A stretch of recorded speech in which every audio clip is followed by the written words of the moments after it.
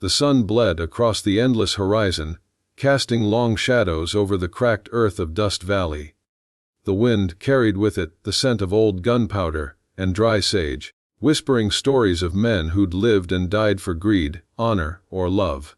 In that land, trust was rare, and mercy was a luxury few could afford. It was there that he rode in. Ethan Cole, the stranger with eyes like the storm and a past buried deep beneath layers of dust and regret. Ethan's horse trudged through the heat, each hoofstep echoing the weight of his silence. He wasn't just passing through, men like him never did. His coat was torn, his hat shadowing a face marked by scars that told of battles fought both outside and within. He carried only a worn saddlebag, a Colt revolver, and something far heavier. Memories he couldn't outrun. Dust Valley was a place where stories started and ended with bullets. Its people spoke little and watched much. When Ethan arrived at the lone saloon, the Silver Spur, the few patrons turned their eyes away. Outsiders meant trouble, and trouble had a way of sticking around. But that evening, trouble took a different form. She appeared at the top of the staircase like a ghost of something once pure. Clara Monroe, the saloon's owner and the most beautiful woman in all of Dust Valley. Her beauty wasn't soft or innocent. It was sharp, carved by loss and survival. Rumor said she once belonged to the richest man in the county, a rancher named Wyatt Kane, until he left her broken and alone. Ethan's eyes met hers, and for a moment, the saloon fell silent. It was as if the dust itself stopped to breathe. Behind that calm stare, something stirred. A flicker of recognition, a dangerous kind of knowing. Clara's voice, low and steady, broke the tension. She didn't ask who he was. She didn't need to. Dust Valley was a place where names mattered less than intent. Days passed. Ethan stayed. He worked the stables, mended fences, and watched the horizon each evening like he was waiting for something, or someone. Clara noticed the way he moved, the discipline of a man who'd lived with violence but didn't crave it. There was pain in his eyes, the kind she knew too well. The townsfolk whispered. Some said he was a bounty hunter, others, an outlaw hiding from the law. But Clara didn't care. In a town where men saw her only as a memory of beauty, Ethan looked at her like she was still alive. Slowly, between the shadows of dust and dusk, something fragile began to grow. A trust neither of them wanted to name. One night, as thunder rolled over the distant hills, Ethan stood outside the saloon, staring into the dark. The rain began to fall, washing the dust from his hat brim. He reached into his saddlebag, pulling out a folded piece of paper. A wanted poster, its edges worn and faded. The face printed on it was a man's, Wyatt Kane, dead or alive, $5,000 reward. The paper trembled in his hand as lightning split the sky. Fate had brought him to Dust Valley for a reason. Clara's past and his mission were bound by one name. And now, the storm that had been brewing within him began to rise. Inside the saloon, Clara watched from behind the window. She could feel it. The darkness that followed Ethan. She didn't yet know what it was, but her heart, scarred as it was, whispered that love always came with a price. The next morning, Ethan saddled his horse. The time for waiting was over. His path was set, and Clara's world was about to be caught in its wake. Love, betrayal, and revenge. Three ghosts that never left the Wild West were about to ride again. As the sun climbed over Dust Valley, painting the world in red and gold, Ethan Cole rode out toward the hills where Wyatt Kane's empire still ruled. Clara stood at the doorway, the wind pulling her hair across her face, her heart torn between hope and dread. She didn't know whether the stranger who'd walked into her life was her salvation, or her ruin. But she knew one thing for certain. Nothing in Dust Valley ever stayed buried for long. The dawn broke slow over Dust Valley, painting the desert in bruised shades of amber and gray. The wind that swept across the plains carried with it the promise of reckoning. Ethan Cole rode into that wind, the wanted poster of Wyatt Kane tucked inside his coat, close to his heart like a secret he could not bear to speak aloud. He had left Clara Monroe standing at the doorway of the Silver Spur, her silhouette swallowed by the early morning mist. She had watched him go in silence, but he could still feel the weight of her gaze on his back, a pull that almost made him turn around. Almost. But men like Ethan didn't look back. The past had already taken too much from him. The trail toward the Kane Ranch was a long and lonely stretch of dust and rock. Each hoofbeat echoed like a heartbeat, steady, relentless, and burdened with memory.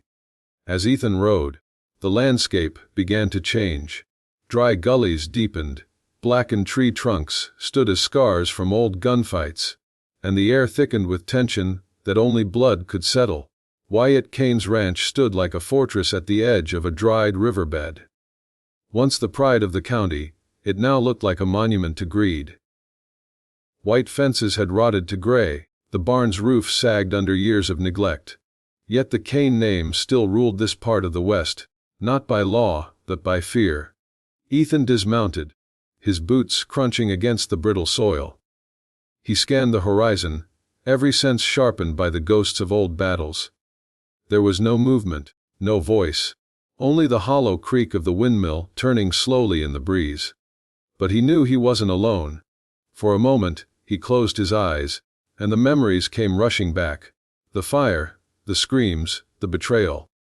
Years ago, when Ethan had been a deputy in the nearby town of Redstone, Wyatt Kane had been his closest friend. Together they had dreamed of peace, of justice in a land ruled by chaos. But dreams in the Wild West often turned to dust. Wyatt's greed had grown faster than the law could follow. He had robbed his own town, framed his friends, and left bodies in his wake, including the woman Ethan had loved.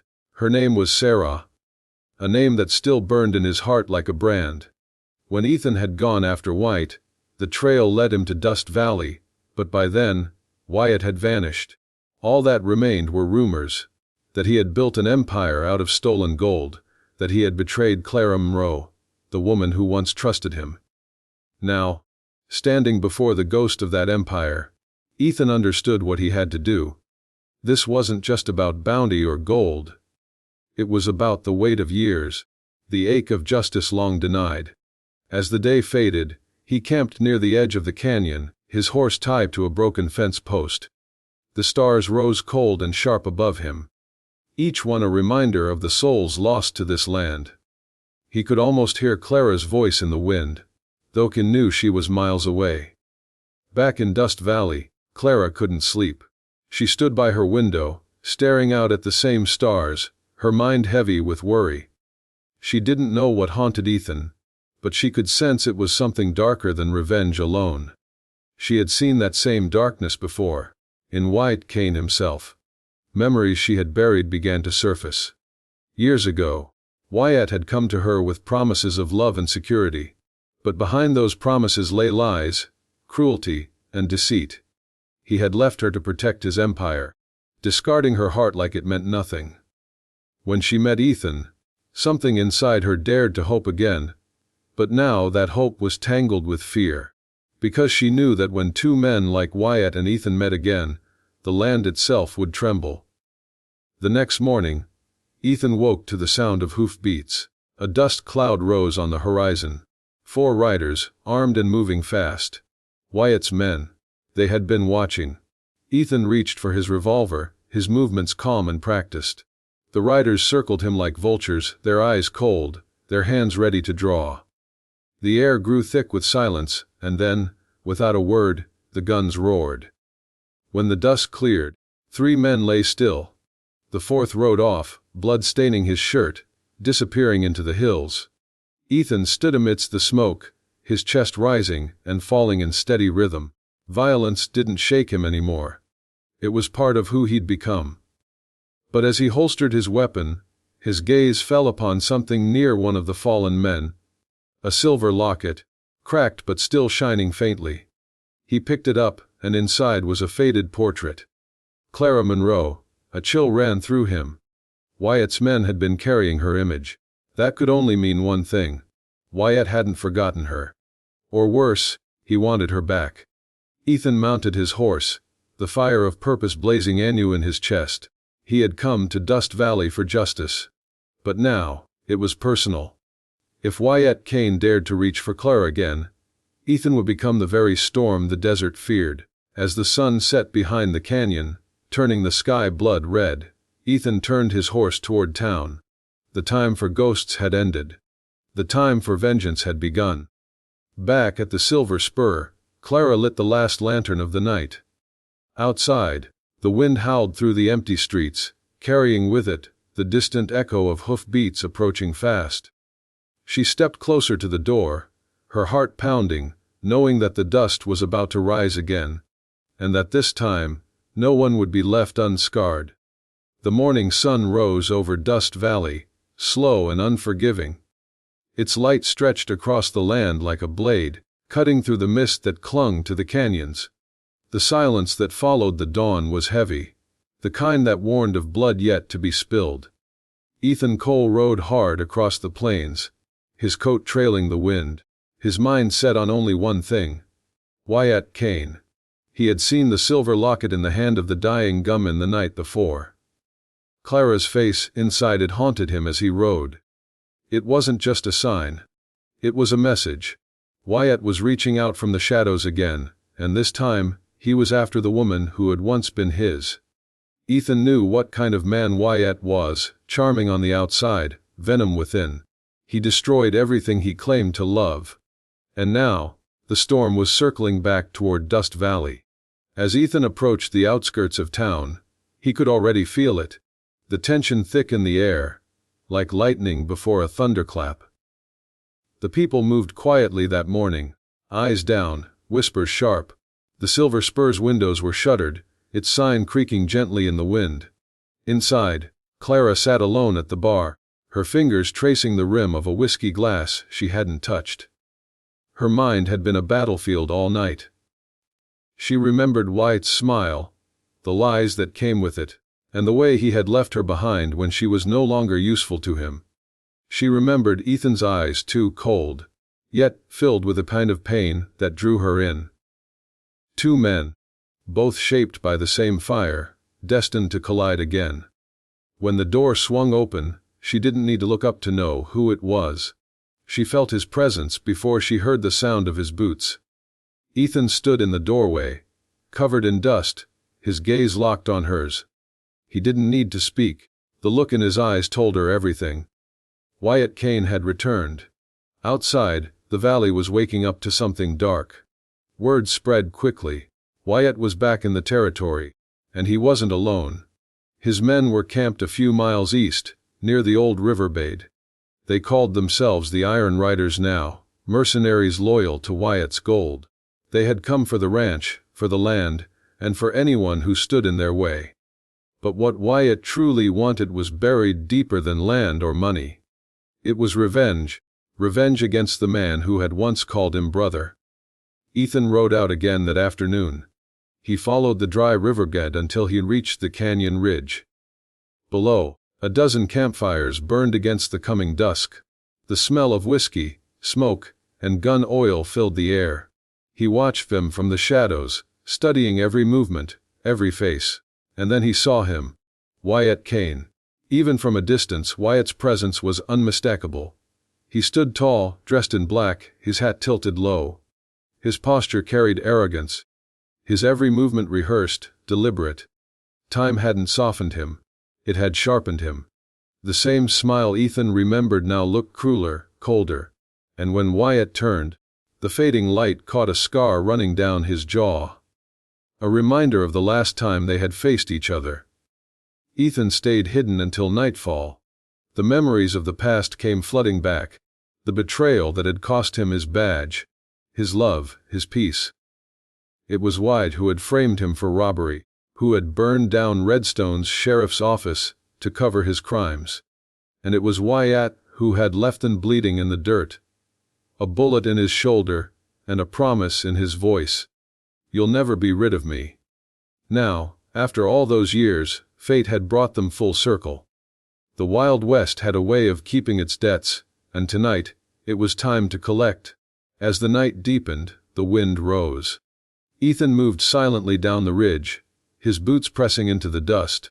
He wasn't there to strike yet, only to send a warning. He left behind a single bullet on the edge of the campfire ring, its casing etched with a small cross. It was a mark Wyatt would recognize, the symbol of the justice he'd once betrayed. When Wyatt's men discovered it the next morning, fear rippled through the camp. Wyatt stared at the bullet for a long time, then smiled that dangerous, hollow smile. He knew exactly who had left it. Ethan Cole was alive, and he was coming. Back in Dust Valley, Clara's unease grew. She felt the change in the air, the pull of something inevitable. The town's sheriff, an aging man too wary for another fight, warned her to leave while she still could, but Clara couldn't run. Not again. She had spent too long letting others decide her fate. If Ethan was going to face his past, then she would face hers too. As the sun set, the desert turned crimson, as if the land itself could taste the coming blood. The coyotes howled from the hills, and the wind carried their cries like a warning. Ethan returned to the edge of town that night, silent as a shadow. He didn't go to the saloon. He simply stood beneath the stars, watching the horizon glow faintly with the light of Wyatt's campfires. He could feel it, the old pain, the rage, the love, all tangled together. He had come to Dust Valley for vengeance, but Clara's face, her voice, had changed something inside him. He didn't just want Wyatt dead anymore. He wanted redemption. For himself, and for everything he had lost. Far off in the distance, lightning cracked across the sky, splitting the night in two. The sound rolled across the plains like thunder from 1,000 hooves. The storm had arrived. Not the kind that brought rain, but the kind that left nothing standing in its wake. And as Ethan tightened the strap of his gun belt and turned toward the valley below, he knew that this time, there would be no turning back. Because in the Wild West, some debts were written in blood, and dawn was coming for them all.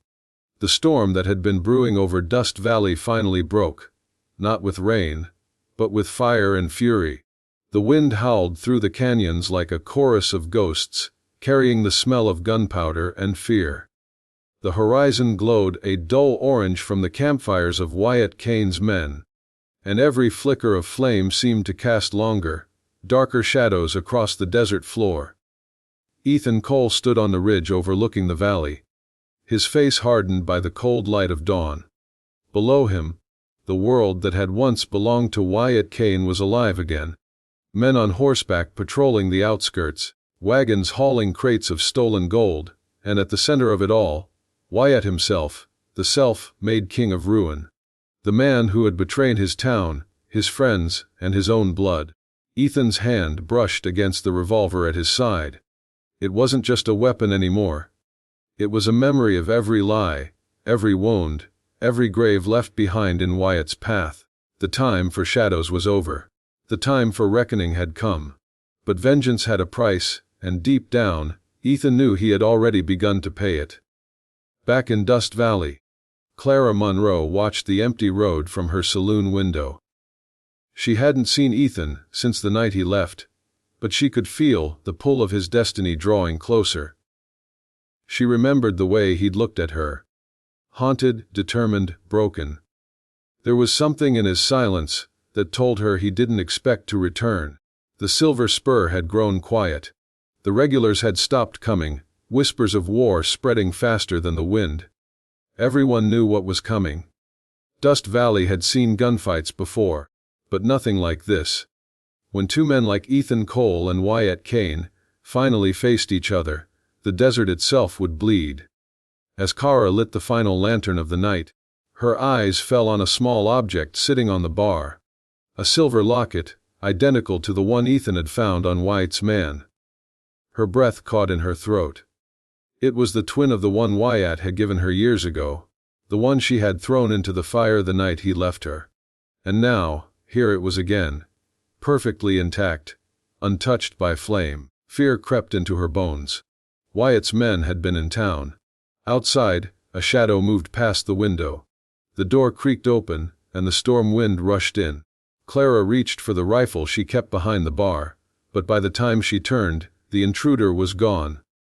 Only a single playing card lay on the floor. An ace of spades, marked with a black X. Wyatt's calling card. The message was clear. He hadn't forgotten her. That night, the sky burned with lightning as Ethan approached the canyon. Every step forward felt heavier, as though the ground itself was testing his resolve. He had planned his move carefully. He knew Wyatt's habits. The arrogance that made him feel untouchable. The pride that would bring him out into the open when challenged. Ethan would strike not with chaos, but precision. But when he reached the edge of the camp, something felt wrong. Too quiet. Too still. The firelight flickered across the empty tents, the horses tethered but restless. Then he saw it. A body lying near the main fire. One of Wyatt's men, shot clean through the heart.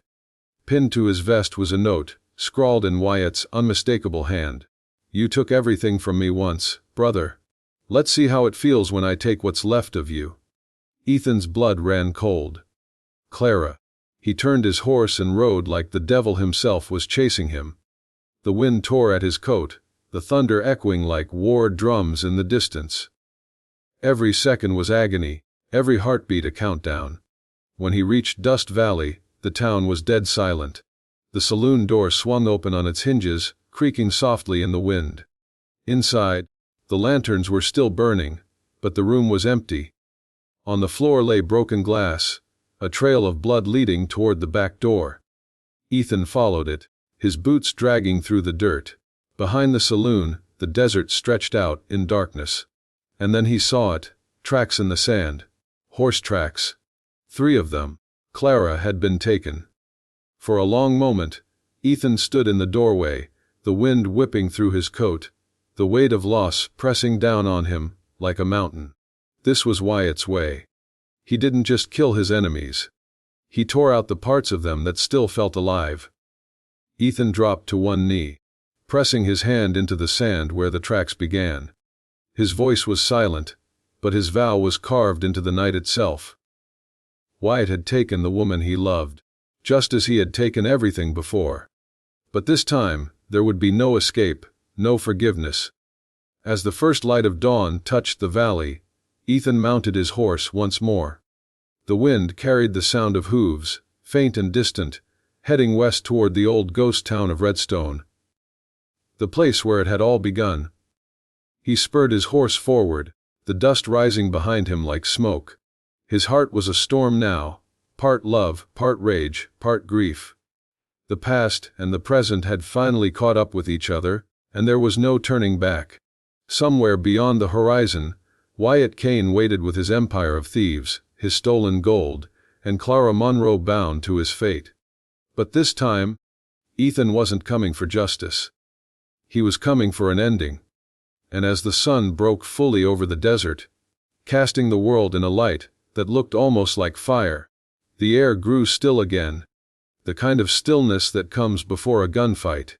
The dust was about to rise once more, and in its wake, only one man would be left standing. The desert was cold before dawn, the air sharp enough to bite through flesh and bone. A thin layer of mist hovered over the sand, turning Dust Valley into a ghost's graveyard.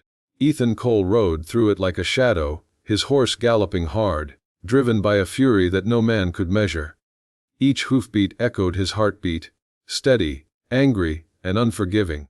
The tracks in the sand led westward, straight toward Redstone, the ghost town that had once been alive with music, gunfire, and dreams. Now, it was nothing but broken wood and echoes of regret. Years ago, it was here that Ethan's world had fallen apart. It was here that Wyatt Kane had betrayed him, framing him for the theft that destroyed his life. And now, fate had brought him back to the same place, with vengeance burning hotter than the rising sun.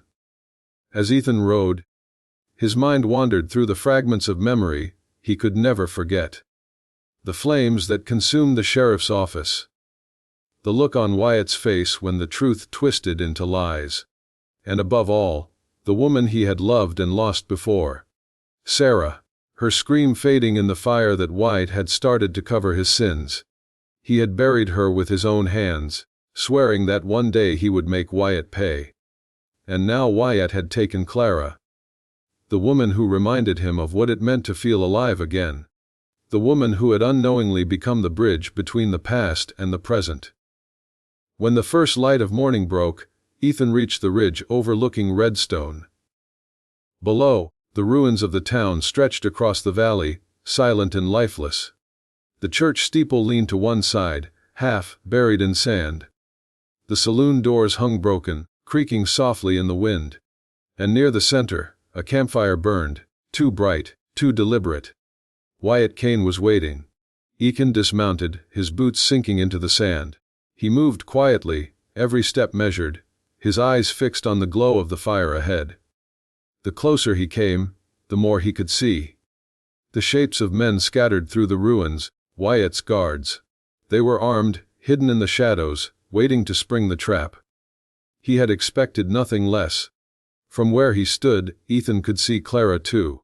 She was tied to a post near the campfire, her hair tangled, her face streaked with dust and blood. But her eyes were alive, afraid yes, but unbroken.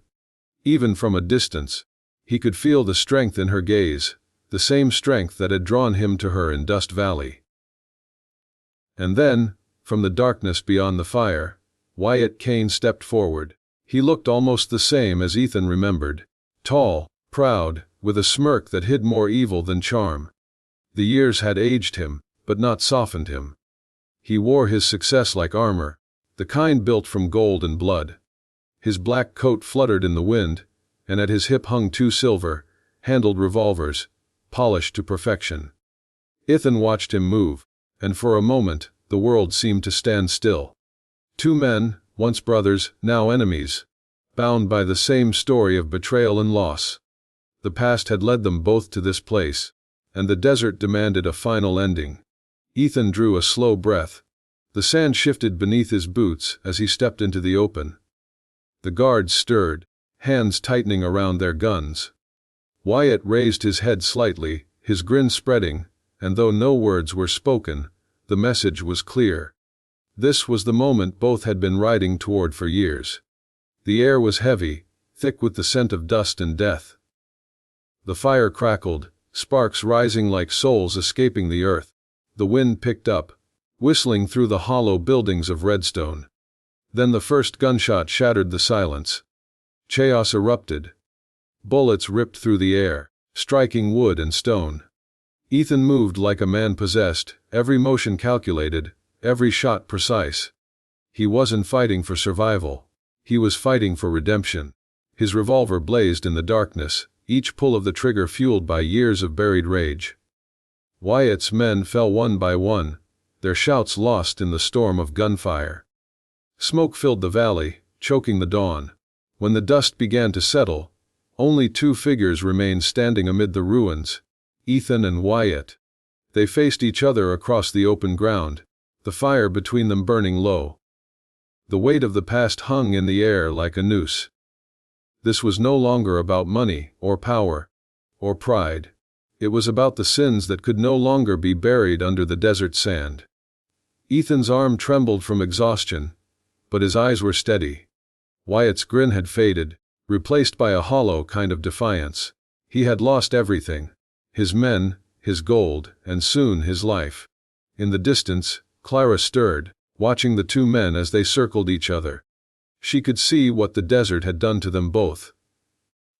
How love had become pain, how betrayal had become their bond, and how vengeance had turned them into reflections of one another. The storm that had been building for years had finally reached its heart. The two men raised their guns. Time slowed. For a moment, there was nothing but silence, the kind that comes before the end. Then, two shots rang out as one. The sound echoed through the valley, bouncing off the empty walls of Redstone, fading into the horizon. When the dust cleared, one man still stood. Wyatt Kane lay in the dirt, his black coat spread out like wings. His revolver had fallen from his hand, half buried in sand. His eyes, once filled with arrogance, now stared blankly at the sky. Ethan lowered his weapon, the strength leaving his body. His knees gave way, and he sank to the ground beside the man who had once been his brother. The fire beside them flickered, casting long shadows that stretched across the valley. For a moment, there was peace, an uneasy, fragile kind of peace. Behind him, Clara struggled against her ropes until they gave way. She ran toward Ethan, her breath ragged, her hands trembling. She dropped beside him, her eyes filled with tears, not of fear, but of something deeper. Something that came when the fighting was done, and only sorrow remained. Ethan looked toward the horizon, where the first rays of sunlight pierced through the dust. The war was over, but the cost was carved into his soul. He had his revenge, but in the Wild West, victory and loss were often the same thing. The desert was quiet again, as if the land itself had exhaled. The ghosts of Redstone had finally been put to rest. But in that silence, something new was beginning. A new chapter neither of them could yet see. For though the guns had gone silent, the echoes of love and loss still lingered in the wind. Ethan turned his eyes toward Clara. The firelight caught her face, soft and fierce all at once. She reached for his hand, and he let her, his strength fading, his heartbeat slowing. And as the sun rose fully over the valley, bathing the ruins in gold, the dust began to settle. Quiet, heavy and final. The morning sun rose heavy and red over the plains of Redstone Valley, bleeding its light through the cracks of a dying world. The air hung thick with silence, the kind that came before thunder, before a storm of bullets and fate. The town lay ghostly, every window shuttered, every breath held. Today was the day the story of Colt McGraw, Mary Dawson, and Ethan Kane would find its end in the dust they had all bled upon. Colt rode in slow, his black horse dragging shadows behind it. His coat was torn, his hat tilted low over eyes that no longer burned with rage, but with something colder, purpose. He had ridden all night, following the trail of Kane and Mary. What began as a love that could have saved his soul had turned into a war that would claim it. Every mile had brought him closer to the edge of himself. He had lost his family, his name, his peace. There was nothing left to lose now, and that made him more dangerous than ever. Mary stood at the edge of the old saloon porch, her dress dusty, her face pale under the brim of her hat. The wind pulled at her hair, just as it had the first day Colt saw her. But the innocence that once shimmered in her eyes was gone. She had become a stranger, a survivor molded by greed, fear, and regret. She had chosen her path beside Ethan Kane, the outlaw who had once been Colt's brother in arms. Now, she waited to see which of the two men would still be breathing when the sun climbed to its peak. Inside the saloon, Ethan Kane cleaned his revolver in silence. His reflection in the cracked mirror looked more like a ghost than a man. The years of betrayal, the weight of his sins, had hollowed him out. He had everything he ever wanted: power, money, and Mary. Yet all of it felt empty now. Because somewhere deep inside, he knew what was coming. The dust of the Wild West never forgot, and neither did Colt McGraw. As Colt dismounted, his boots hit the earth with a heavy thud. The sound echoed across the barren main street. From every corner of Redstone, eyes peeked through cracks in wood and glass, waiting for history to unfold. The wind rolled a tumbleweed across the ground, slow and steady, like time itself watching. Colt's spurs rang with each step as he approached the saloon. He didn't need to call out. Kane would come. He always did. A long minute passed, heavy as a lifetime, before the door creaked open. Ethan Kane stepped out, his revolver resting loosely at his side. The two men stood across from each other, years of friendship, betrayal, and love stretched out in the silence between them. There were no words to be said. Everything had already been written, in scars, in graves, in broken hearts. The clock above the sheriff's office ticked once. Then again. At the third tick, the world exploded into motion. 2 gunshots cracked through the air. One sharp, one delayed. Dust flew, wood splintered, glass shattered. Birds erupted from rooftops, screaming into the endless sky. Then came the silence again. A silence colder than before. Ethan Kane staggered backward, a crimson bloom spreading across his chest. His revolver slipped from his fingers. clattering uselessly to the ground. His eyes found Colt's, and in that final second, something passed between them. Not hate, not vengeance, but a weary understanding. The Wild West had claimed them both long before this day. Kane collapsed into the dirt, his blood soaking into the land that had seen too many like him fall. Colt stood there for a long while, his gun hanging limp in his hand. He didn't feel triumph, only the hollow ache of survival. The town remained still, watching the man who had ridden through hell and come out alive, but not whole. Then he saw her, Mary. She stepped forward, tears cutting trails through the dust on her face. Her hands trembled as she reached for him, but Colt didn't move. The love that had once bound them was gone, burned away by betrayal and time.